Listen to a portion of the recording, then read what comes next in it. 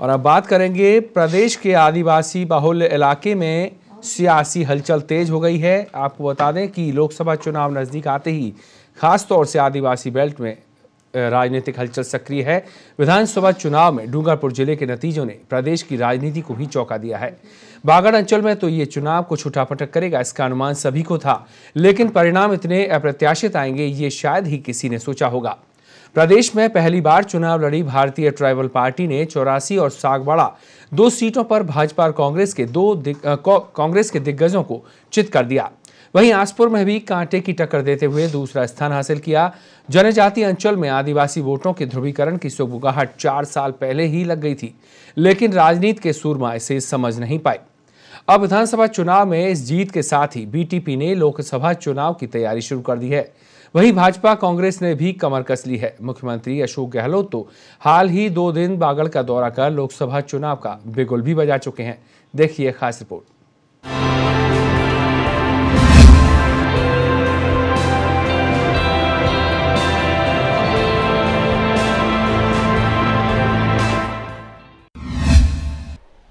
BTP की नजर अब लोकसभा चुनाव पर।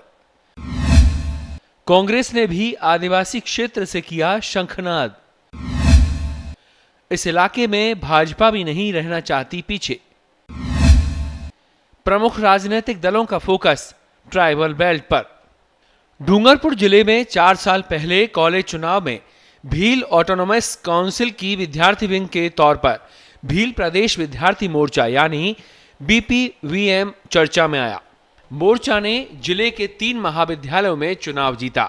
इसके बाद लगातार मोर्चा का प्रभाव बढ़ता गया और हर साल सभी कॉलेज में मोर्चा प्रतिनिधियों की ही कार्यकारिणी बनी। तत्कालीन राज्य मंत्री सुशील कटारा के गृह क्षेत्र 84 विधानसभा क्षेत्र के पीठ स्थित संस्कृत महाविद्यालय में तो 2 साल से बीपीवीएम निर्विरोध चुने जा रहे हैं। भील ऑटोनोमस काउंसिल लगातार क्षेत्र में आदिवासी परिवार चिंतन शिविर के नाम पर बैठकें कर लोगों को संविधान की 5वीं अनुसूची में प्रदत्त अधिकारों के प्रति जागरूक करने का प्रयास करती रही है और यह क्रम अब भी जारी है। भाजपा और कांग्रेस इसी मुगालते में रहे कि यह ध्रुवीकरण प्रतिद्वंदी का गणित बिगाड़ेगा। वहीं कुछ बड़े नेता तो यहां तक कहते रहे कि यह सब कुछ चलता है, चुनाव में सब ठंडा हो जाएगा। उनका मानना था कि भील ऑटोनोमस काउंसिल के प्रत्याशी निर्दलीय चुनाव लड़ेंगे और उनका कोई वजूद नहीं रहेगा, लेकिन ऐसा कुछ नहीं हुआ। चुनाव से ठीक 1-1.5 माह पहले भारतीय ट्राइबल पार्टी के रूप में राजनीतिक बैनर सामने आया। इसके बाद दोनों प्रमुख दलों की नींद खुली, लेकिन तब तक काफी देर हो चुकी थी। विधानसभा चुनाव में बीटीपी के युवा चेहरे 26 वर्षीय राजकुमार रोत ने 84 में राज्य मंत्री सुशील कटारा को 12,000 से अधिक मतों से मात दी। वहीं सागवाड़ा में बीटीपी प्रत्याशी रामप्रसाद डेंडोर ने भाजपा के शंकर डेचा, कांग्रेस के वरिष्ठ नेता सुरेंद्र बामणिया और भाजपा की बागी विधायक अनीता कटारा को शिकस्त देते हुए 4,500 मतों से जीत दर्ज की। आसपुर में बीटीपी के उमेश डामोर ने भी भाजपा के गोपीचंद मीणा को हरा दिया। डूंगरपुर सीट को छोड़कर शेष तीनों जगह कांग्रेस तीसरे नंबर पर खिसक गई। माना जाता है कि आदिवासी मतदाताओं का समाज के नाम पर ध्रुवीकरण, बेरोजगार युवाओं की सरकार से नाराजगी का भरपूर उपयोग और बड़ी संख्या में जनजातीय युवाओं के बीटीपी से जुड़ाव के चलते दोनों प्रमुख दलों को बूथ स्तर पर कार्यकर्ता ही नहीं मिले और यही बीटीपी की जीत का कारण बना। भारतीय ट्राइबल पार्टी के इसी चढ़ते ग्राफ को देखते हुए बीटीपी के गढ़ से कांग्रेस ने भी लोकसभा चुनाव का शंखनाद कर दिया है। सरकार बनने के बाद पहली बार बागड़ दौरे पर आए मुख्यमंत्री अशोक गहलोत ने 84 विधानसभा क्षेत्र के कुआं क्षेत्र में जनसभा को संबोधित किया। यहां उन्होंने कहा कि आदिवासी क्षेत्र और आदिवासियों का भला कांग्रेस ही करती आई है, इसलिए कांग्रेस को जिताओ तो आदिवासियों का भला होगा। मुख्यमंत्री गहलोत के कुआं क्षेत्र के दौरे के दौरान उनका पूरा फोकस आदिवासी वोट पर ही रहा। उन्होंने कहा कि आदिवासियों को आरक्षण कांग्रेस ने ही दिया, इसका ही नतीजा है कि आज धीरे धीरे ये लोग मुख्यधारा में आ रहे हैं। मुख्यमंत्री गहलोत ने बीटीपी का उल्लेख करते हुए कहा कि बीटीपी अर्थात भारतीय ट्राइबल पार्टी, नाम तो अच्छा रखा है। ये कहते हुए गहलोत बोले कि बीटीपी के लोग भी हमारे अपने ही हैं, घर के ही लोग हैं। नेहरू जी, इंदिरा जी और राजीव गांधी सभी आदिवासियों को साथ लेकर चले। कांग्रेस के प्रधानमंत्रियों की पहली प्राथमिकता शुरू से आदिवासी ही रहे। वनाधिकार एक्ट मनमोहन सरकार ने ही दिया था। यदि धरातल पर इसमें कहीं कोई कमी बेशी नजर भी आ रही है तो दिखवाकर आदिवासियों को उनका हक दिलवाया जाएगा। सरकार आदिवासी युवा महिला बुजुर्गों के साथ है। बीपीटी के नौजवान साथियों से मैं अपील करूंगा कि ये जो उनकी अप्रोच है, जो उनकी सोच है, वो ना उनके खुद के हित में है, ना आदिवासियों के हित में है और ना वागड़ के हित में है। उनको सोचना चाहिए कि ये पूरे देश अनेकतम एकता वाला मुल्क है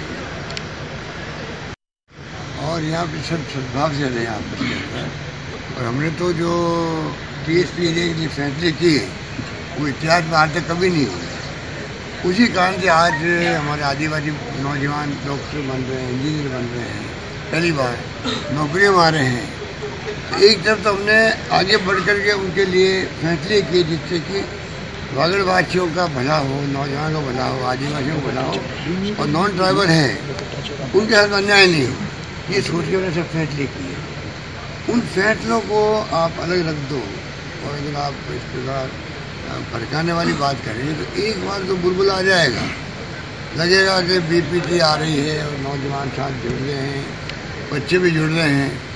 पर मैंने कहा अभी आपको ये ऐसे भाषण, ऐसी जो अप्रोच है उनको खुद को सोचने में अपील करूंगा बीपीटी के नौजवान साथियों से, वो अप्रोच आपकी ठीक है।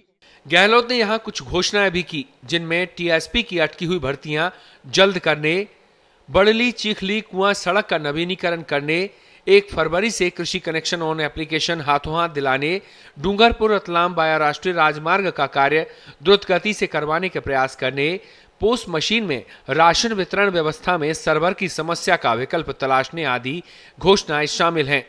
गहलोत ने कहा कि रेल से बांसवाड़ा वंचित था, डूंगरपुर भी सिर्फ उदयपुर और अहमदाबाद से जुड़ा हुआ था।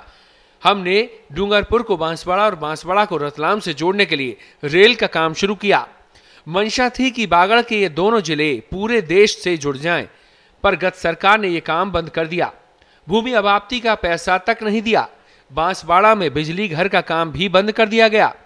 गहलोत ने किसान ऋण माफी, पेंशन वृद्धि, राजनीति में शैक्षिक योग्यता हटाने, 5 वर्ष तक कोई बिजली दर नहीं बढ़ाने आदि पार्टी की पूर्व की घोषणाओं का जिक्र भी किया। गहलोत ने कहा कि पहली बार मुख्यमंत्री बना तो प्रदेश में सूखा पड़ा, तब केंद्र में विशेष अनुदान स्वीकृत करवाया और आदिवासी परिवारों के घरों में गेहूं पहुंचाया और घर घर गेहूं की बोरियां भर दी। उस वक्त विपक्षी पार्टी कहती थी कि प्रदेश का मुख्यमंत्री केंद्र में जाकर भीख मांग रहा है। तो मैं कहना चाहता हूं, मुझे तो भीख मांगने में भी कोई शर्म नहीं आती। यदि मेरे भीख मांगने से किसान, पिछड़ा परिवार यदि भूखा नहीं सोता है तो मुझे गर्व होगा। बीटीपी का नया इतिहास आपने देखा, वही कांग्रेस की तैयारियां भी आपने देख ली। भाजपा भी यहां कोई कसर नहीं छोड़ना चाहेगी। देखना यही होगा कि रण में जीत कैसे हासिल होती है। ब्यूरो रिपोर्ट, पत्रिका टीवी।